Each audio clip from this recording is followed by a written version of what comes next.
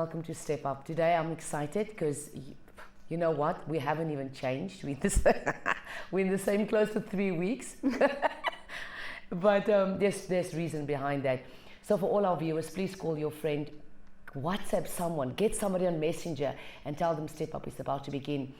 Today, again, I want to welcome my friend and sister, thank you, Elizabeth Campbell. Welcome to Step Up. Thank you so much. We started a topic on while I'm waiting, and we laughed, we cried, we did so many things. Elizabeth is so funny, and I know you know that. But today we're going to talk about, we spoke about the waiting period and what God is getting you ready for, and how He's getting ready to bless you in marriage, but how He's also getting the person ready for you. So it's getting ready. The waiting process is really the getting ready process. That's what it is. That's right. Absolutely correct. So last week she said something that caught my spirit immediately.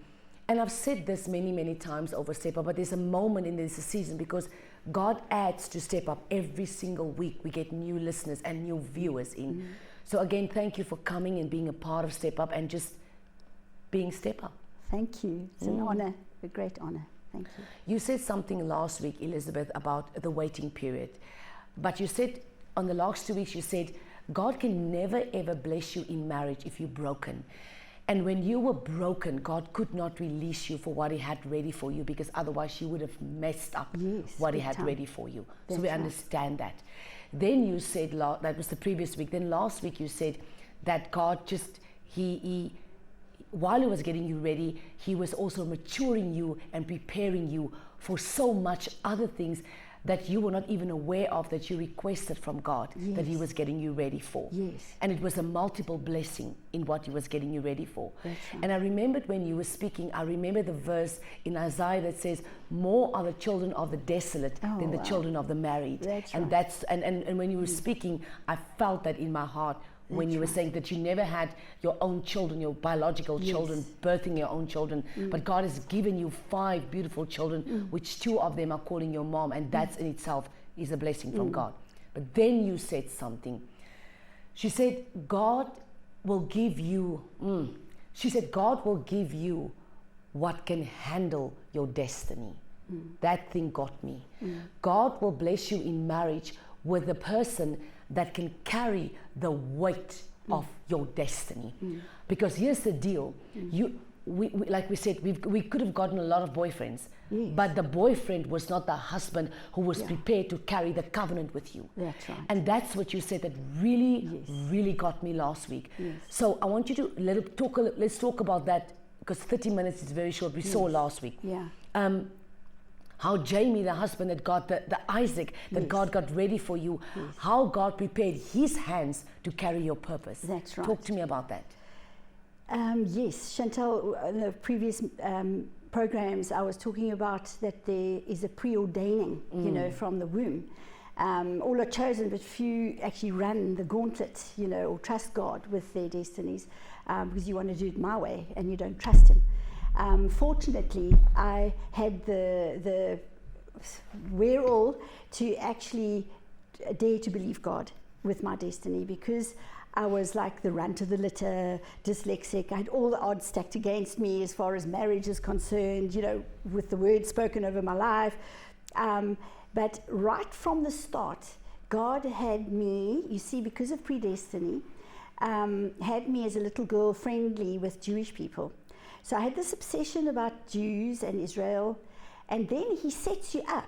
Then my sister goes and works for the South African Embassy in Israel. You see, setting up, because your life is a set up by God, because He is a preordainer, predestinator. Well and done. He knew that I had to get there to fall in love with a nation and a people that He wanted me to eventually touch and be a part of. So my destiny was beautifully planned out, but now all that time I hadn't a clue. Why was my best friend in Subway Jewish? I didn't know. Why was my first boyfriend Jewish? I didn't know. Why did I look Jewish? Why did all the Jews think I was Jewish? Because God had me set up for something way bigger than for His purposes, not mine. We think we're here to just have kids, get married, have a life, have a career, and then die. But no, God has has created us for specific destinies and purposes, and sometimes it's not always in the limelight. It's not on TV or making movies or whatever. It could be just an incredible mother who has raised children, who has spoken life over their kids. Amen. And they are a success, or carrying your husband's destiny because of your unthreatenedness, or whatever. It doesn't have to be in the limelight. Just whatever God has purposed for you, because in that purpose comes a contentment and a fabulous fulfillment. So I was being set up by God to carry a love in my heart for his nation. Okay, so if I had have aborted mission and say just married because I wanted marriage, you know what I'm saying, I would have never actually gone back to Israel. I'm seeming to run off track here, but what I'm saying is that the whole purpose of my book, and me falling in love with Aaron in Israel, it was another setup of God for me to get to understand his people, Jewish people's mindsets, because there's no ways I could do what I'm doing today without understanding the other side of God's family. Because God's a father of a blended family, Jew and Gentile, so there have to be people that understand his nation. Can I just stop you quickly? There's something, there's something that God my brain is going quicker than my mouth can go.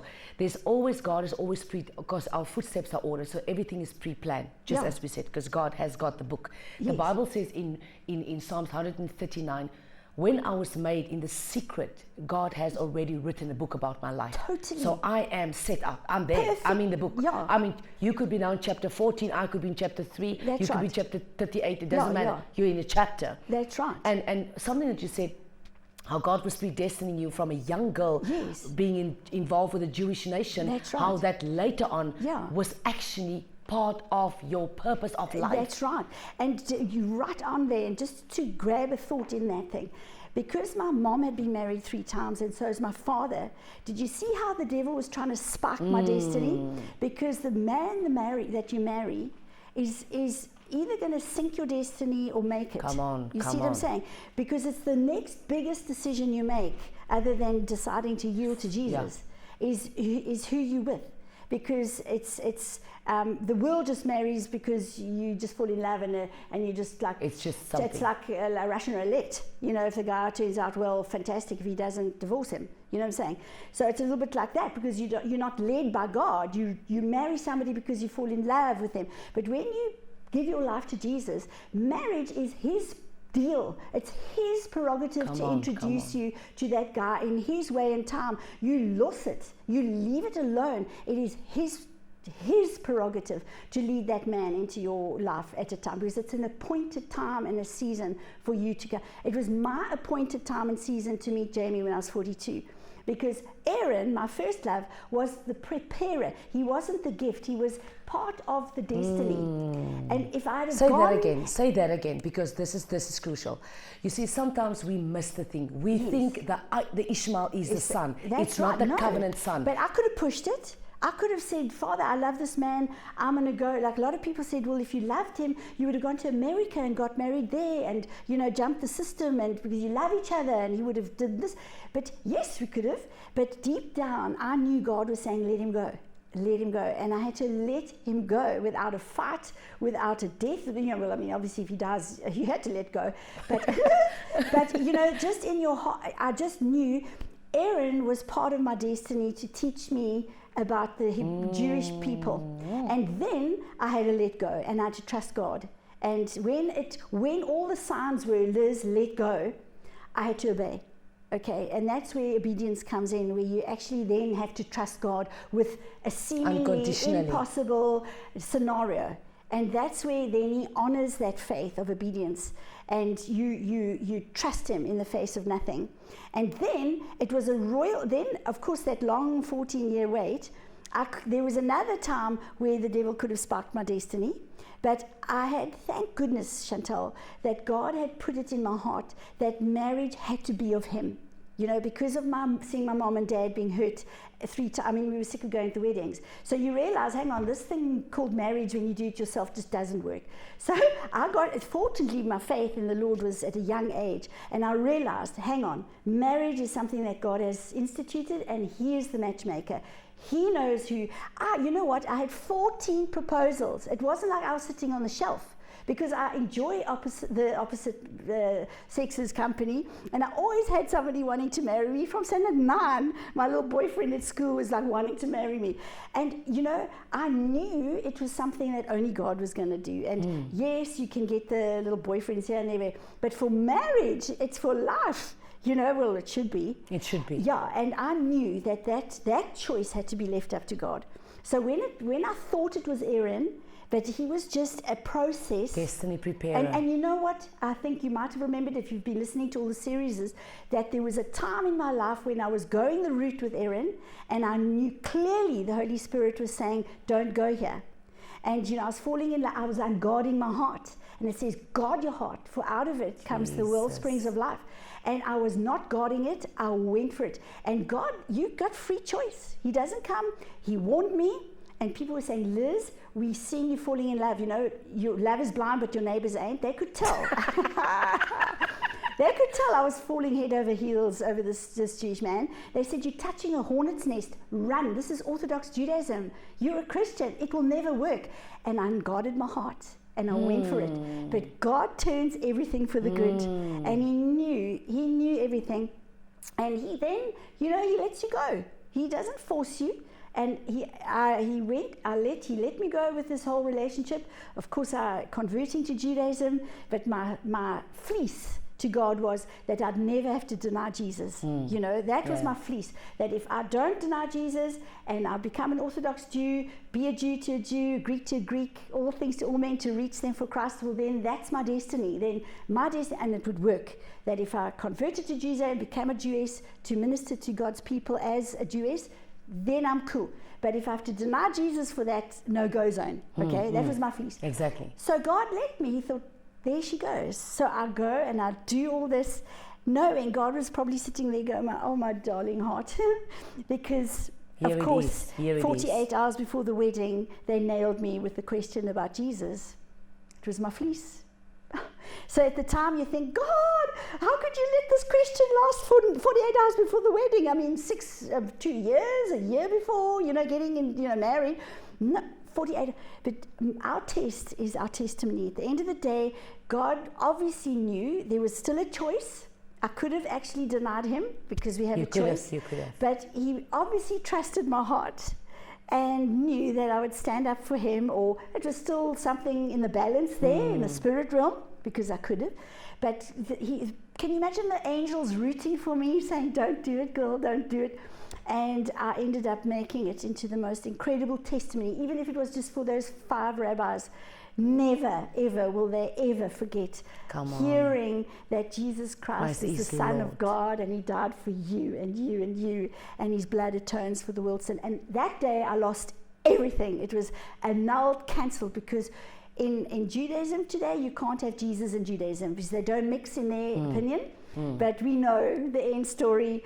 Jesus is the Mashiach, the Messiah, and the veil will be lifted and they will know who He is. But at the time, I had to lay it all down for the sake of my Lord.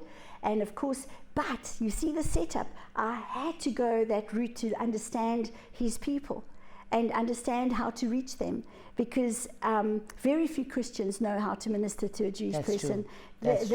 Jesus' identity for a Jewish person is being completely tarnished by history, you know, and so Jesus is not for them. How on earth are they going to discover who He is until somebody has an understanding of how to present the Jewish Jesus back to them, you know?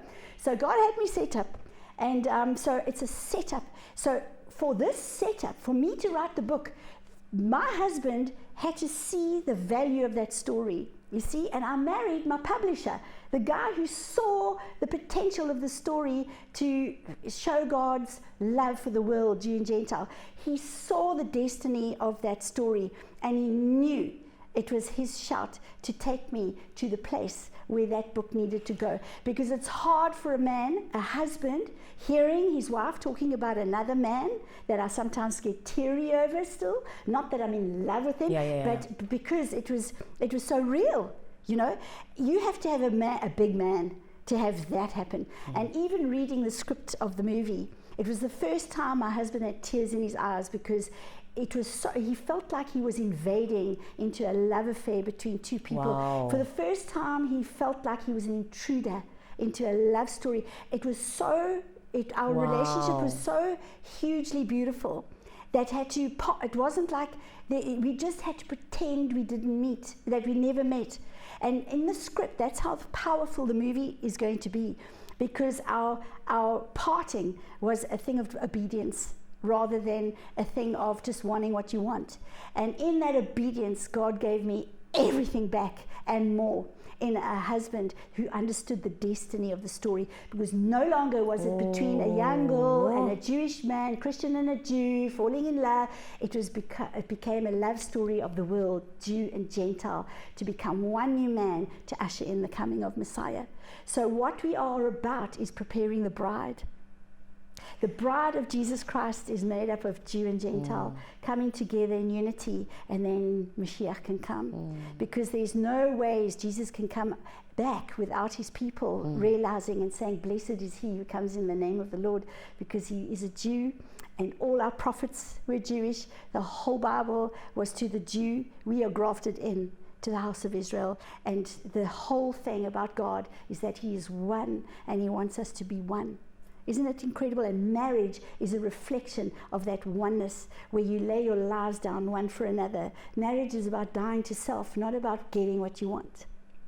Elizabeth, you were not, before I did the program with you now, I had a program called The Covenant. We did the conference, then I did 2 weeks with Professor Harry Bester, and I hope that you've watched it. And exactly what you said, we spoke on that. Wow. The covenant of Jesus Christ, the love affair between Christ, the groom, and the bride, and his people. And that was exactly so. I'm thinking, this is really, really ordained by God. I don't even know what to say, because there's so much that you are saying, so much. There is so much life in what you are speaking to us. I think this is way bigger than just ministering to a single woman today about a waiting period. It's way much bigger. It's stronger. It's strong meat. It's solid food that you're giving our viewers today here on Step Up, about, it's much more about me waiting for a man. It's me waiting for someone that can carry the destiny that God has implanted or given into my life. I mean, if you look at Mary, and this is what I ministered at the conference, Mary was single for a long time, and then she met Joseph, got engaged, never slept with Joseph, she never had sexual intercourse with him. God qualified that womb to carry the New Testament. God qualified the womb of Mary to carry the one who will bring bring restoration. That's right. Period. Once and for all. So the thing that really caught me earlier was the fact that you said your Jewish husband, which you thought was going to be your husband, was only the preparer of destiny. That's right. I know. I met a guy when I was living in England, and boy, did I fall in love. Did I fall in love? But I forgot, I asked God for a friend. I never asked God for a husband. So so he came to visit me, just a normal friend. His name was Daniel, and we met in church. But I didn't ask God for a husband. I said to God, I'm in a foreign country, I need to get a friend, I need to get friends here. And then one day I opened the door and I saw Daniel and I fell in love. Man, 2 years I prayed solid for that guy without praying for me once.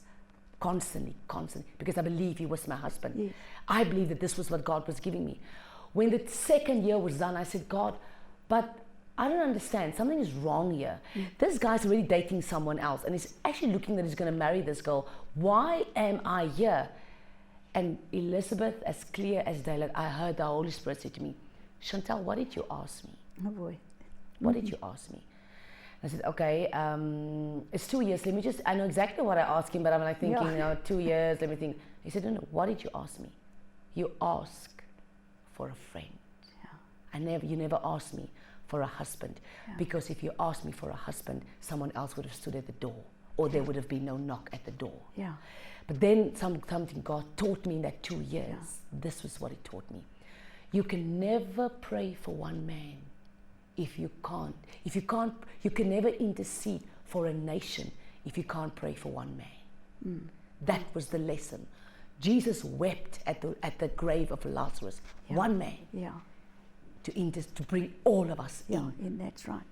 Back into the covenant. That's beautiful. Yeah. Yeah. And that was the lesson. So I want to add to what you were saying. Your steps are ordered. Yes. Everything happened in alignment with God's plan. And today, because today I'm in ministry, so I know what it is to intercede. I know what it is to weep for one person. Yes. And that was the preparation of the ministry of God in my life. Yes. So I want to say to the ladies that God will never give you your desire. Never. Yes, He will. But it will be His desire being fulfilled in your life. Because if you look at your life now, if you married Aaron, you know what would have happened? The book never would have been there. No. The movie would never, and you never would have been here. No. So thank God for the disappointment, because it became the appointment. That's right, exactly that. You've got to embrace everything, even the trials and the storms of life. They're the very foundations for the tree to grow. Yeah. I want to say to all the ladies that is listening, I mean, it's not just ladies anymore. We've got gentlemen as well tuning in. And I want to say to you that God will grant unto you what can carry and who can carry your destiny and your purpose. Because what you see is only a glimpse of where God is taking you to. And many times people want to disqualify what God qualifies in your life. Absolutely correct. Absolutely correct. There was one last thing to briefly tell you. I had a little dream, fantasy when I was 12, 13, never ever shared it with a single friend, nothing, not even my best friend. And it was that I'd get married and we'd go to the game park, and lovely Bri and my husband Brian, little glassy vein under a boma, and hearing animals and lions roaring. And it was my little fantasy, you know, when you're married one day. And you know, I'd even forgotten about it. And after we married, when I got this fairy tale husband, soon after our marriage, we were invited to Joburg for a wedding, and somebody gave us their car and some 2 nights at the game park. And there I was, sitting under the boma, my little classy vein, my beautiful husband, Brian, and a lion roared, and God reminded me of the dream. Wow. And He said, those who delight in me, I grant them the desires of their heart. He knows everything. All we have to do is delight in Him, and He will grant you the desires of your heart. But don't let the desire become your focus. Let Him be your focus. We've come to the end of 3 weeks with Elizabeth Campbell. I want to say that I'm sure that you've been blessed. I've been extremely blessed. We're going to come back next week, and we've got another lady, a special lady that I met through Elizabeth Campbell, that we will talk about and talk to. Don't go away. Stay tuned. I feel God. I really feel the presence of God. I really do. So Elizabeth, thank you for coming, and thank you for sharing your life with the viewers of Step Up here on Live CBN. And it's obviously not the last time. Amen. Yeah, I've spoken to Elizabeth about our next year conference, and she will definitely be a speaker at the next year conference. May God bless you. Thank you, Chantal. Until next time, ladies, God bless you.